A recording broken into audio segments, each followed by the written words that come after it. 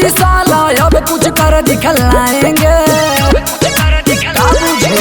बहुत हुआ नौटंकी साला अब कुछ कर दिखलाएंगे। सिद्धार्थ नगर के लड़के हैं गर्दा गर्दा मचाएंगे। बाबूजी सिद्धार्थ नगर के लड़के हैं गर्दा गर्दा मचाएंगे।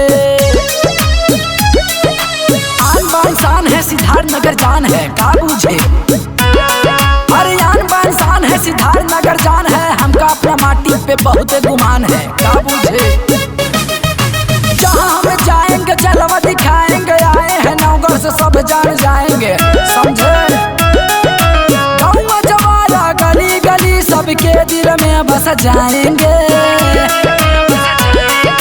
गाँव जवारा गली गली सबके दिल में बस जाएंगे। सिद्धार्थ नगर के लड़के हैं गर्दा गर्दा मचाएंगे बाबूजी। और सिद्धार्थ नगर के लड़के हैं गर्दा गर्दा गर्दा गर्दा।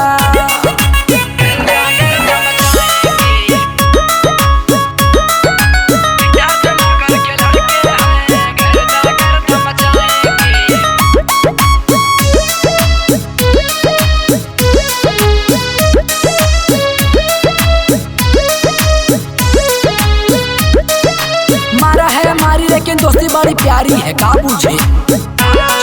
अरे मारा है मारी लेकिन दोस्ती बड़ी प्यारी है। यहाँ के लइकन के यह तो बीमारी है समझे। नौगढ़ और बासी डुमरिया गंज इटवा स्वागत करके लइके दबंग काबूजी। राकेश यादव मोनू के गनवा पे ठुमका लगाएंगे।